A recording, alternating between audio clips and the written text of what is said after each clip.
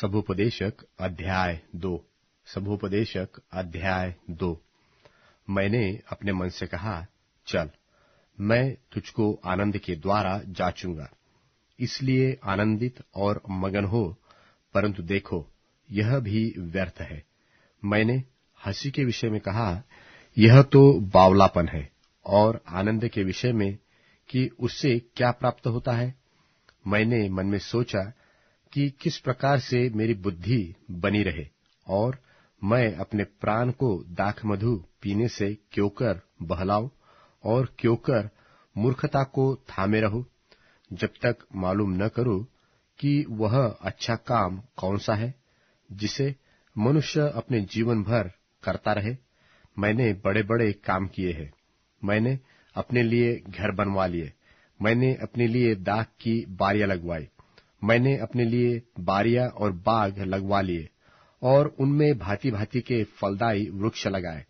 मैंने अपने लिए कुंड खुदवा लिए कि उनसे वह वन सींचा जाए जिसमें पौधे लगाए जाते हैं।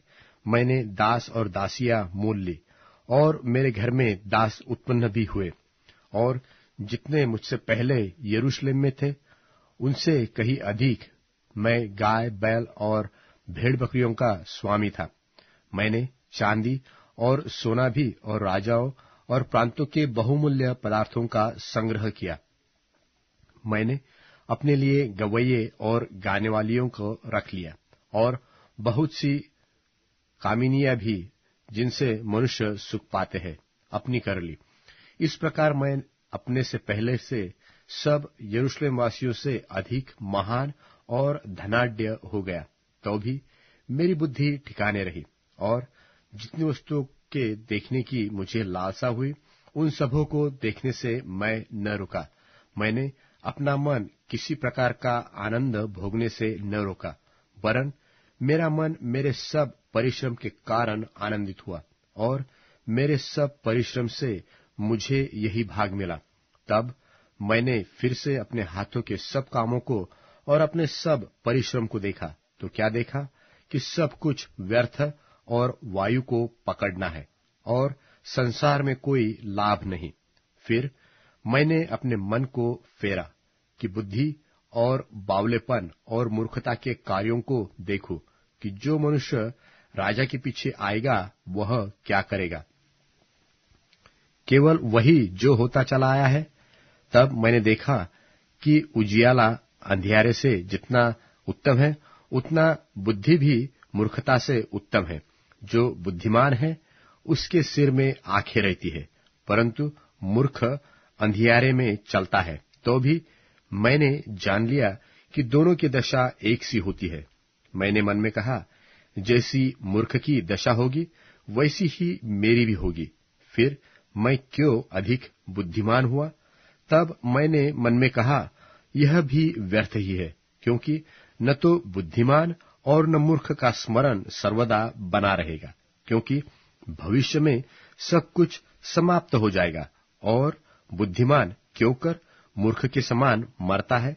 इसलिए मैं अपने जीवन से द्वेष रखता हूं, क्योंकि जो काम संसार में किया जाता है मुझे बुरा मालूम होता है, क्योंकि सब कुछ व्यर्थ और वायु को पकड़ना है। और मैंने अपने सारे परिश्रम के प्रतिफल से, जिसे मैंने धरती पर किया था, उदास हुआ, क्योंकि अवश्य है कि मैं उसका फल उस मनुष्य के लिए जो मेरे बाद आएगा छोड़ जाऊं।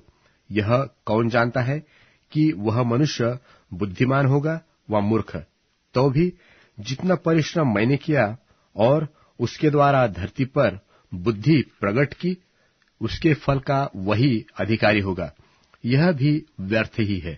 तब मैं पलटकर उस सारे परिश्रम के विषय में जो मैंने धरती पर किया था, अपने मन में निराश हुआ, क्योंकि ऐसे मनुष्य भी है जिसके परिश्रम का कार्य बुद्धि और ज्ञान से होता है और सफल भी होता है।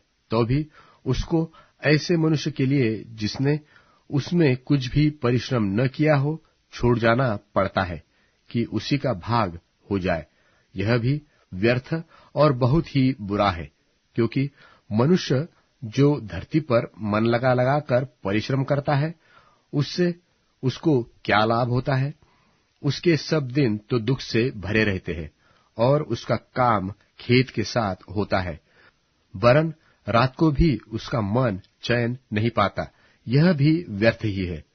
मनुष्य के लिए खाने पीने और परिश्रम करते हुए अपने जीवन को सुखी बनाने के सिवाय और कुछ भी अच्छा नहीं है।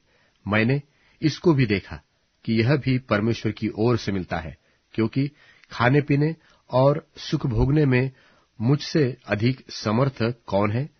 जो मनुष्य परमेश्वर की दृष्टि में अच्छा है, उसको वह बुद्धि और ज्ञान और आनंद देता है, परंतु पापी को वह दुख भरा काम ही देता है कि वह उसको देने के लिए संचय करके ढेर लगाए, जो परमेश्वर की दृष्टि में अच्छा हो।